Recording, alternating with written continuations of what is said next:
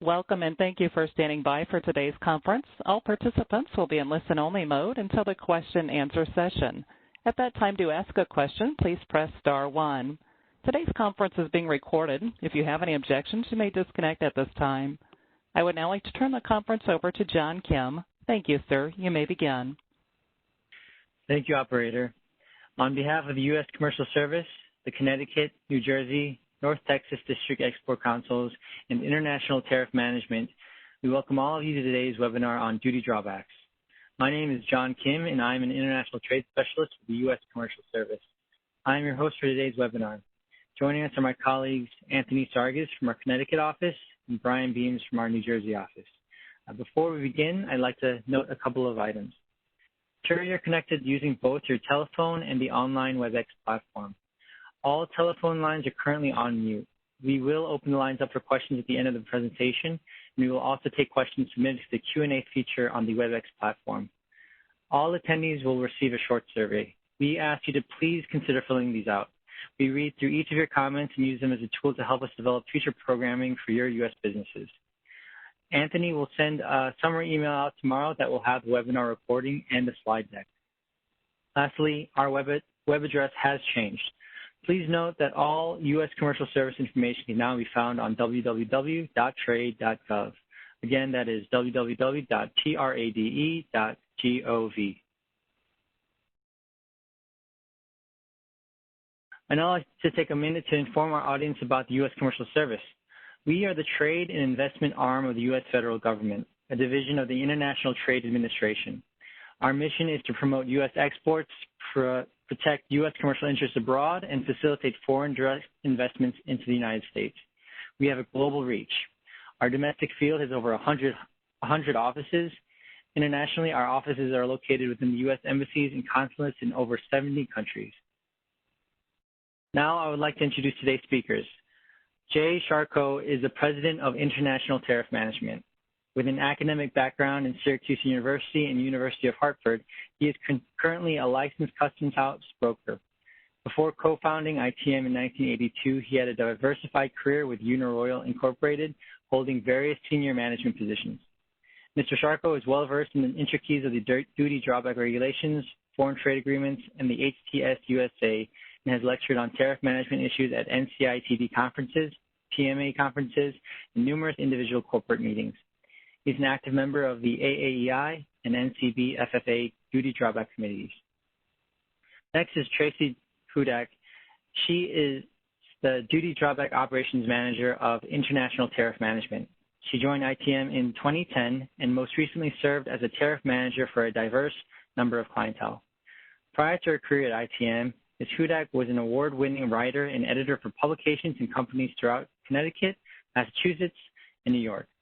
She received her Bachelor of Arts degree from the State University of New York College at Plattsburgh. Lastly, Jill LaMadeleine is the Senior Tariff Manager at International Tariff Management. She joined ITM in 1994 and has worked in various assignments involving duty drawback, classification analysis, and NAFTA certification, and supervises several tariff managers in the area of NAFTA certification. She received a Bachelor of Arts degree from the Ithaca College in 1992 and is a licensed customs house broker. So without further ado, I welcome Jay, Tracy, and Joe. Thank you, John.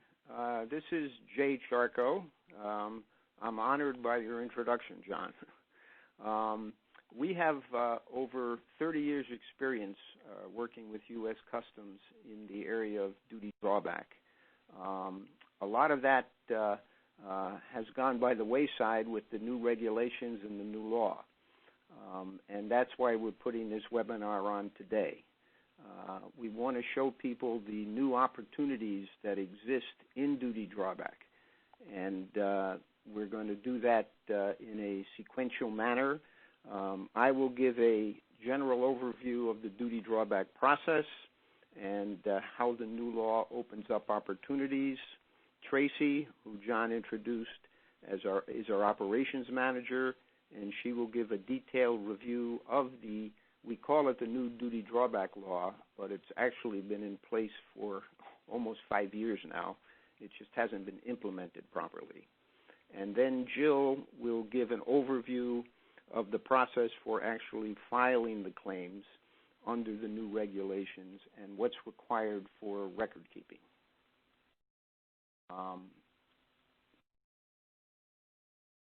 Okay.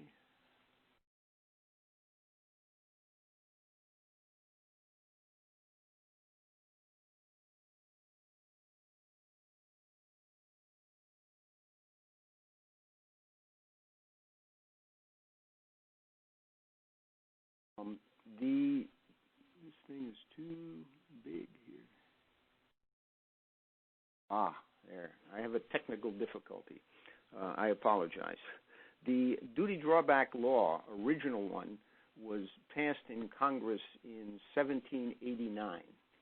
And the reason for that was to create jobs, encourage manufacturing, and to also encourage exports. It's amazing to me that our forefathers had the insight back over 200 years ago to see the need for these things. These are more important today than they were back then, and it would be a wonderful thing if our Congress here today could work together to help promote the trade community.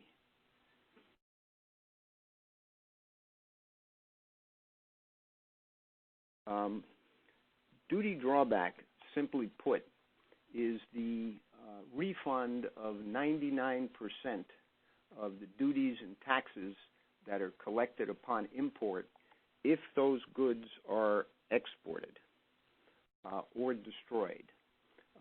Not all duties, and we'll get into it as we move along in the presentation, are refundable, such as the anti-dumping duties and countervailing duties. But what is refundable are the 301 tariffs, more fondly called the Trump tariffs, which were imposed on goods imported from China. These have put a tremendously hard burden financially on U.S. firms because they do have to pay those tariffs. China is not paying those tariffs, we are. And they are refundable under the duty drawback regulations. It's also interesting to note that I've read recently that they're also thinking about imposing some 301 tariffs on Vietnamese goods. So that could further be an opportunity to collect duty drawback if you do import those and export them. The opportunity is, a few years back, Customs estimated themselves that there was about $2 billion a year that was available, and only about $300 million was recovered. That number, under the new regulations, will grow significantly. I don't know if it'll grow 2 times or 3 times, but there's a lot more opportunities now going forward to claim duty drawback, and we'll get into that and explain it.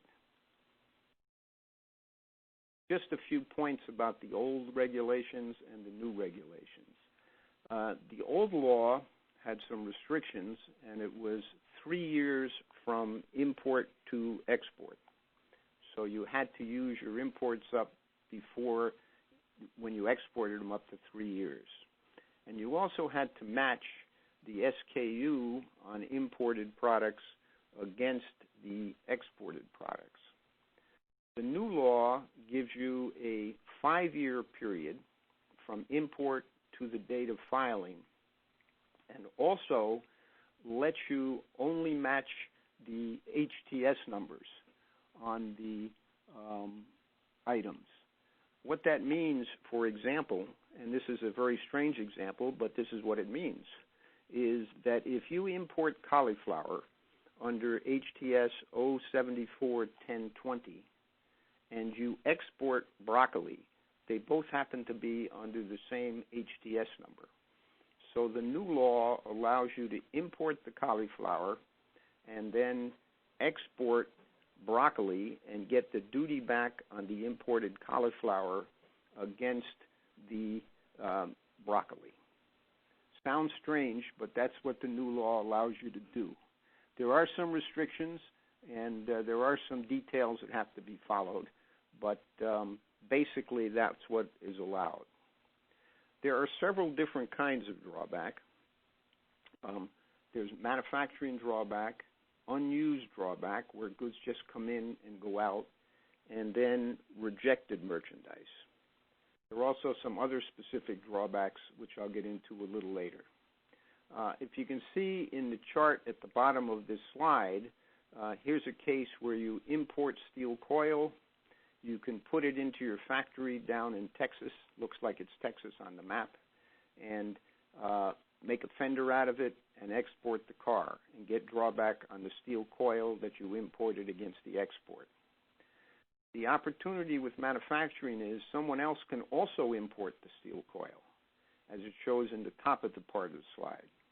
And they can manufacture a fender. You can then buy that fender from somebody, put it into your car, and export it, and get the drawback on the duties that they had paid your vendor on the steel coil that came in.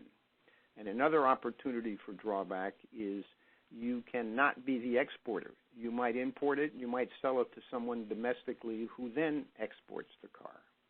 And all of these opportunities can be tied together and give you a chance to recover the duties on the imported material. The unused drawback is what we call same condition, and that's the similar thing with the broccoli and the cauliflower. Cell phone comes in, you put it in your warehouse, you export it. You can get the duties back on what you paid when it came in. And it also covers what we call rejected merchandise. There's other types of drawback, which I will not get into, but if you're interested, we can discuss it at length individually about distilled spirits for wine and beer, and there's also a whole drawback program for finished petroleum products. The types of drawback, under the old law, as I mentioned before, you needed to match up you had to match up the individual SKU numbers. For example, if you were doing unused merchandise on sweaters and you imported a red small sweater, you would have to export the red small sweater. Now, if you just import a sweater, it could be red, green, blue, and you can export it, and you can export a different color sweater, a different size sweater, and still obtain drawback on that. The rejected merchandise that I mentioned before, these are a few of the restrictions that I had mentioned. Under the rejected merchandise, instead of the 5-year window, you only have a 1-year window between import and export. These are goods that are sold at retail. If you sell goods at retail and they're returned for any reason, you have a 1-year period between the import and export to claim it. And then another exception from the 5-year rule is under the substitution of finished petroleum products, there's only 180 days between import and export to file the claim. Who can file the claim? Under the regulations, the exporter or destroyer of the merchandise is entitled to claim the drawback. This right can be assigned to other people. It can be assigned, for example, if you are the exporter and you can assign that over to the importer. For example, if you purchase material from a domestic supplier and you didn't know that that material was imported, but then you subsequently find out, you can go back to the importer, get the proper documentation, and when you export it, you can get duty drawback on the duties that the importer had paid. Again, if you're the importer and you don't export it, you can find out who exports your product and get those rights assigned back to you. Sometimes it's difficult if you're not the importer. The importer might not want to give you the data that's required to file the claims. And that's where a filer such as International Tariff Management or somebody else who files drawback can come in and act as an intermediary. That person can get the data, which sometimes is very sensitive because the point might be that they don't want to tell you they buy it for $5 and sell it to you for $10. One would keep that under a non-disclosure agreement, file the claims with customs, get the money back, and not divulge the fact that the importer had a much lower price. We have several programs that work in that regard, and it makes the supplier feel more comfortable in sharing the data. So those are a few of the opportunities that exist in drawback. What I'm going to do now is let Tracy begin and tell you about the new law. As I said, it's not a new law. It goes back a while. But how it operates and what conditions would be beneficial for you to take advantage of drawback. So thank you very much. And Tracy, please carry on. Thanks, Jay. Hi, everyone. This is Tracy Hudak, and I am the Operations Manager at ITM. Today, I will be discussing the new drawback law. I will start by giving you all a little history of the new law. On February 24, 2016, President Barack Obama signed the Trade Facilitation and Trade Enforcement Act of 2015, which is referred to as TFTIA. According to Customs, TFTIA simplifies and modernizes drawback legislation governing the refund of relevant duties, taxes, and fees to increase efficiencies for the trade community. TFTIA was deployed on February 24, 2018, 2 years after it was enacted. Customs allowed for a one-year transition period spanning from February 24, 2018 to February 23, 2019. During this period, drawback claimants could file new drawback claims under either the old law, known as CORE, or under the new TFTIA law. The new drawback regulations, which incorporate TFTIA, were published on December 18, 2018. Since February 24, 2019, all new drawback claims must be filed as TFTIA claims. So what are the similarities and differences between CORE and TFTIA? First, I will tell you what is the same. Those filing direct identification, unused, and rejected merchandise drawback claims will continue to operate as they did under CORE. For those claims, you still need to connect the exported part number to the imported part number and claim drawback on the value of the imported part following the allowable inventory methods. Direct identification manufacturing drawback claims will also operate as they did under CORE. You can claim drawback on the exported products that are manufactured in the United States with the use of the imported material. You can also file drawback on merchandise that is destroyed under customs supervision. What has changed? TFTIA has redefined substitution unused drawback. Claimants will no longer need to link the import to the export by the part number. Instead, they can file drawback based on the 8-digit HTS number. If two different products have the same HTS number, but one was exported and the other was imported, you can use them in a substitution unused drawback claim.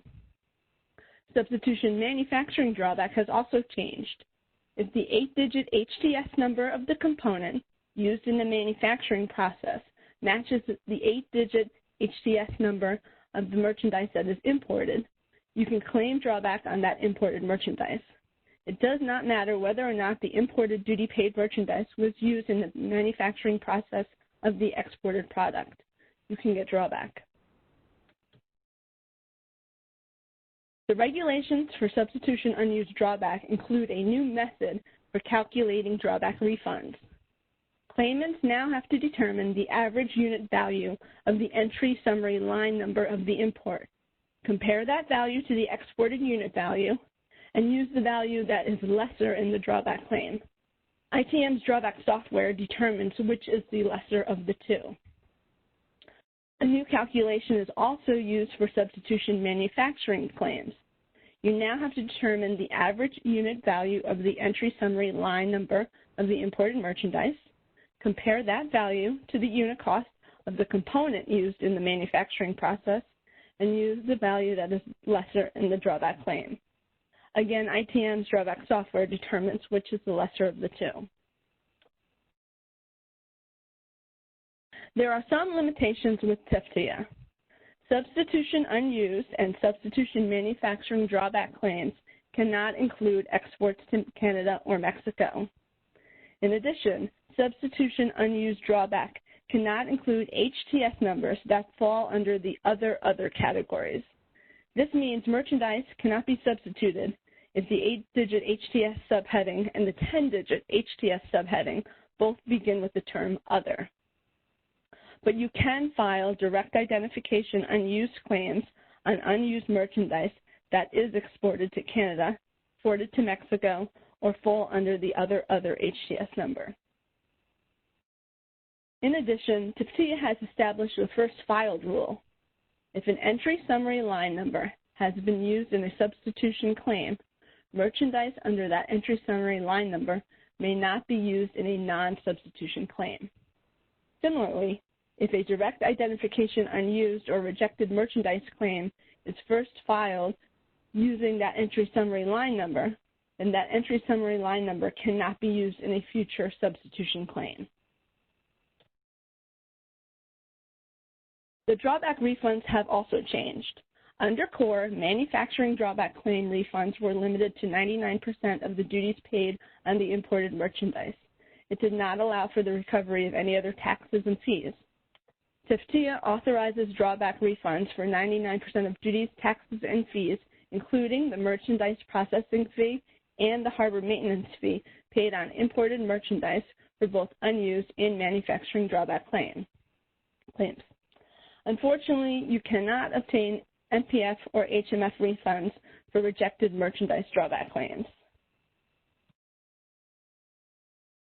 The filing process has also changed.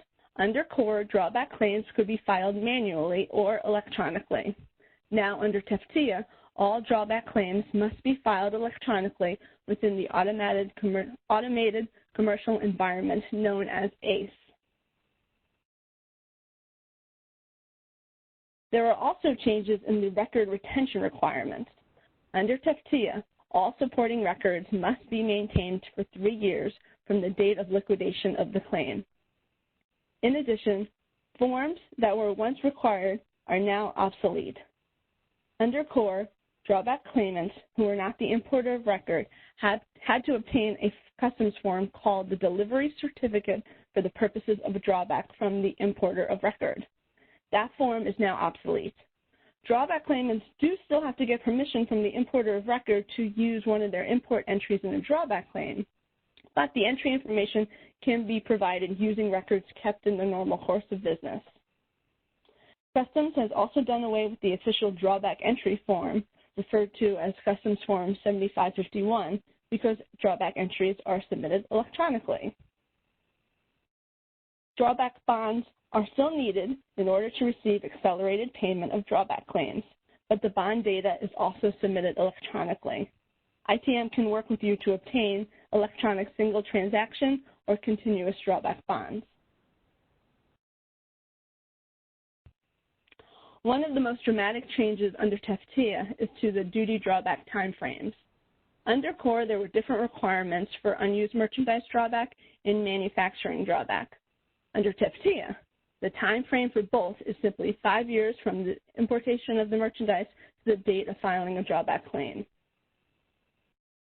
The biggest advantage of the new time frame is that the drawback claimant can claim on exports that are almost 5 years old rather than 3 years that was allowed under CORE.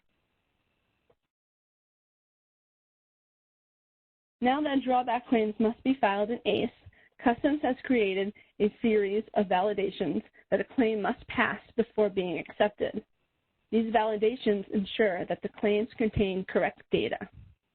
Under CORE, ACE's validations were only on the import entry level. Under TFTIA, ACE validations are on the line number level. Data provided for the line number cannot exceed the duty claimed, the MPF claimed, or the HMS claimed on an entry summary line number. If any of them exceed the amount, the claim will be rejected by ACE and must be corrected. Also, the HTS numbers provided must match the HTS number listed on the line number for that import entry. Therefore, now more than ever, it is important that correct data and documents be provided and used in a drawback claim. And this concludes my portion of the webinar. Thank you for listening, and I will pass this on to Jill. Thank you, Tracy. Good afternoon, everyone. My name is Jill LaMadeleine, and I'm going to talk to you today about the duty drawback process.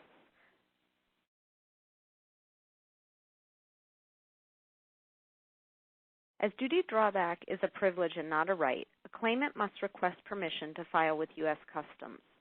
The type of privileges you must secure will depend on what type of drawback you will be filing. Claimants filing unused drawback, where there is no manufacturing process, will want to secure waiver of prior notice and accelerated payment procedure. Waiver of prior notice, as the name would suggest, waives the requirement of prior notice of intent to export merchandise. Without it, a company would need to provide CBP with advance notification of export in order to allow for Customs to inspect the merchandise. After an inspection, or a waiver by Customs of an inspection, a drawback participant without waiver of prior notice privileges would also need to provide original export documentation with each claim in order to file for drawback. Securing waiver of prior notice eliminates the necessity of filing prior to export, as well as the submission of original documentation. Therefore, an exporter can ship at will and claim the drawback within the regulated time frame allowed. A claimant will apply for a one-time waiver, which covers prospectively, and a retroactive waiver, which covers historical data. Both requests can be made in the same application and would require a complete and comprehensive set of trace documentation. This trace would track one shipment from purchase order to import through inventory and ultimately export. The very specific data allows Customs to audit the information that is available in the claimant's business operations to support proof of import and export and inventory accountability. This supporting data ensures a filer's compliance with the drawback regulations and provides Customs with assurances in order to permit them to participate in a duty drawback program. Once the waiver of prior notice privileges are granted, a filer only needs to provide the requested data to Customs in the course of an audit or desk review. Typically, these scenarios are infrequent, as Customs has done the review as part of the privilege process. The second privilege that a company will want to secure when filing unused duty drawback is accelerated payment. With accelerated payment approval, a claimant will receive payment of a drawback claim within 4 to 6 weeks, rather than having to wait for the claim to be liquidated. In addition, when requesting accelerated payment, the filer will have to choose to either post a single transaction drawback bond with each claim or secure a continuous drawback bond with CBP. ITM can assist in deciding which type of bond best suits your organization, as well as assist in securing the type that you choose. In order to participate in a manufacturing drawback program, a claimant will need to obtain a manufacturing drawback ruling from CBP. There are 2 different types of manufacturing drawback rulings.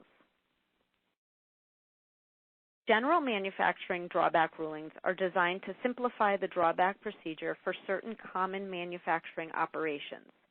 If you can comply with the conditions of any of the published general manufacturing drawback rulings, you may notify the CBP Drawback Center where your drawback claims will be filed in writing of your intent to operate under that general manufacturing drawback ruling. The Drawback Center will provide an acknowledgement letter authorizing you to operate under the identified general manufacturing drawback ruling.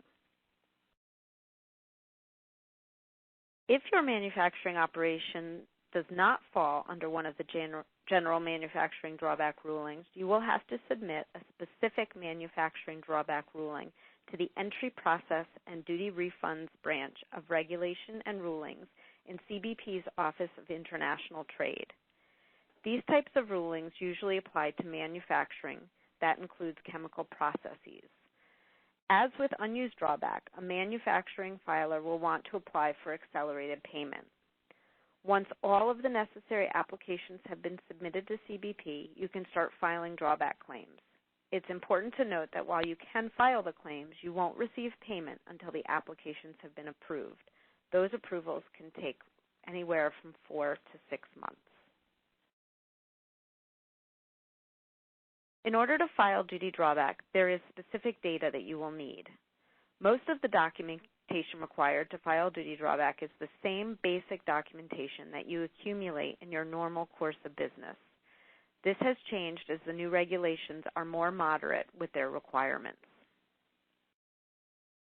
Required import data can be found on the entry summary form, the Customs Form 7501, and the accompanying commercial invoices and packing lists. Very often, the bulk of the information can be found on ACE, and we can work with the electronic database and supplement with actual PDF files or hard copies. Export data can be found on the commercial invoices to your customer and the accompanying export bills of lading. In addition, you may require the B3 data if you are exporting goods to Canada, or the pedimento information if you are exporting goods to Mexico. Often companies maintain this information in their database, and we can work with it electronically. It is important to note, however, that you will need actual hard copies of import or export data when requested during a desk review or audit by CBP. If you are not the exporter of record, you will need to obtain an export waiver from the exporter or an affidavit transferring the drawback rights back to you.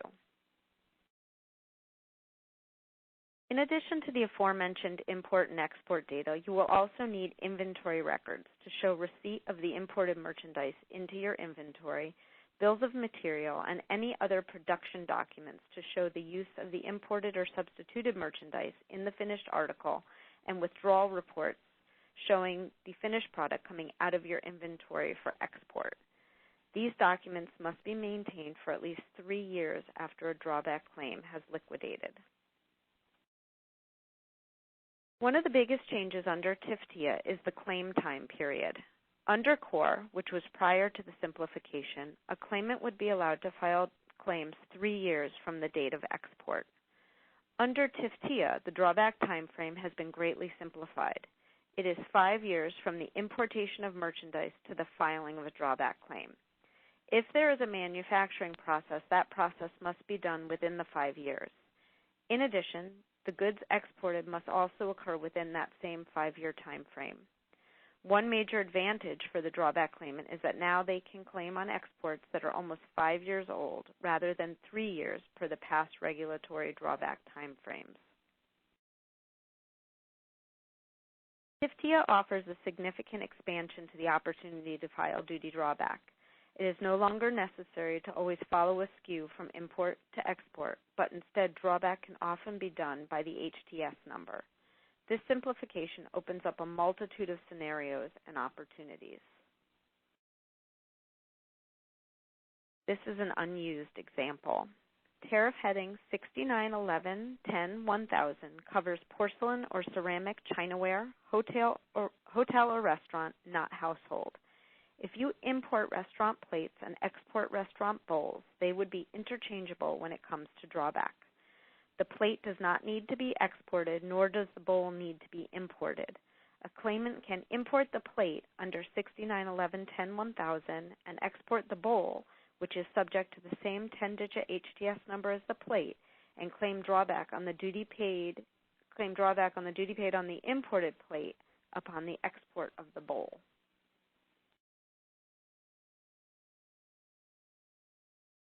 Here's a manufacturing example. A manufacturer imports a dividing head, which is a machine tool that allows a workpiece to be rotated in precise predetermined increments under HTS 846630-1000. The imported dividing head is used in the manufacture of a polishing machine that is sold domestically. Another type of dividing head subject to the exact same imported HTS number is sourced domestically and then used in the manufacture of a grinding machine that is exported. Under TIFTIA, a claimant can claim drawback on the imported dividing head used in the polishing machine when the grinding machine is exported because both dividing heads, although different, have the same imported HTS number. TIFTIA opens up a multitude of opportunities for companies who currently claim drawback, as well as those who never have. The possibilities are exciting, and we're looking forward to helping companies explore the new expansive options. We thank you all for joining us today, and I will now turn it over to John, who will facilitate the Q&A portion of the webinar. Thank you so much. This concludes the presentation on duty drawbacks. I'd like to thank all of our speakers for sharing such a depth of experience and insight for our U.S. businesses. I also want to remind our audience that Anthony will send a summary email out tomorrow that will have the webinar recording and the slide deck. Now let's move on to the Q&A portion of the webinar. As we begin our questions, operator, would you please provide the audience instruction on how to ask a question by phone? Thank you. And to ask your question from the phone, please press *1. Please unmute your phone and record your name clearly at the prompt. To withdraw your request, please press *2. One moment, please, for questions. Great. And now as we wait for questions, I actually do have a couple questions in our queue. And the first one is, what is the minimum amount of drawback opportunity that is suggested to initiate a program? As you probably just heard, the process is very time-consuming and very cumbersome to initiate. And we, as a filer that work with our clients, usually take a number between $75,000 and $100,000 in recovery in order to make a duty drawback program profitable and manageable. Anything smaller than that usually winds up to be, to coin an old phrase, more trouble than it's worth. Thank you for the question. Great. Operator, are there any questions coming up in the queue? At this time, we are showing no questions, but once again, *1 for phone questions.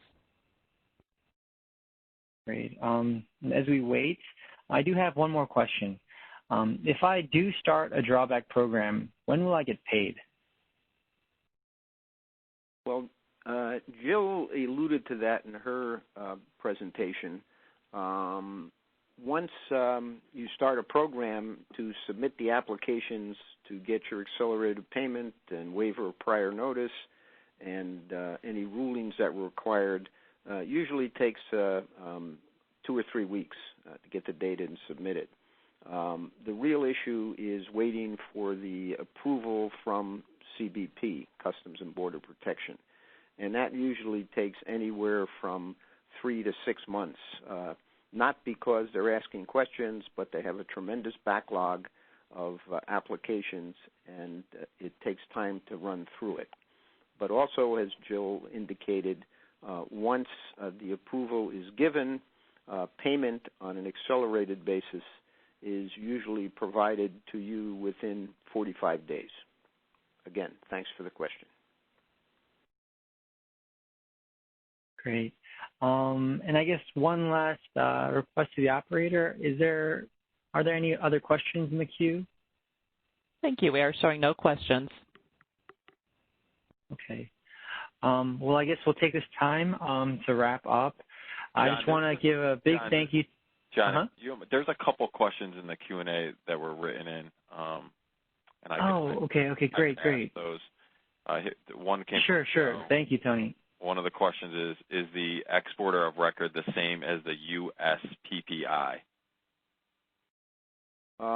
It depends. Sometimes they are, sometimes they're not. The U.S. exporter of record, as defined by the customs regulations, is the individual company that appears on the bill of lading defined as exporter. So sometimes they could be the same and sometimes they are not. But it's defined by who on the bill of lading is listed as the exporter for the shipment that's leaving the country. Thank you, Jay. Another question from Eric. The manufacturing drawback example showed raw steel imported and a car exported, or a fender, or whatever you mentioned. But those HTS numbers are different, so how can you draw back for that? Manufacturing drawback is different than unused merchandise drawback. In unused manufacturing drawback, in unused same condition drawback, you need to keep the HTS number the same. When you do manufacturing drawback, you're obviously right. A fender doesn't have the same HTS number as an automobile. What you do is you need to relate the steel going into the automobile to the automobile through a bill of materials, and that bill of materials will define what goes into the finished product, and any imported items that go into that bill of material that happen to have duty on them that are subsequently exported when the car leaves the country are eligible for duty drawback. All right, Jay, thank you. And there was one last one. Can you file duty drawback on any exports to Canada or Mexico? If so, what kind of drawback? Yeah, drawback to Canada and Mexico under the old NAFTA regulations and the new USMCA regulations allow the filing of unused merchandise. That's merchandise that comes into the country and then is subsequently exported.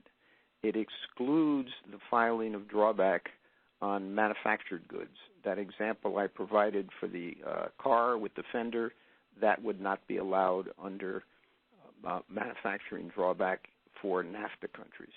But unused merchandise is allowable going into Canada or Mexico. All right, thank you, Jay. Those are the questions I had, John, sorry, in the Q&A.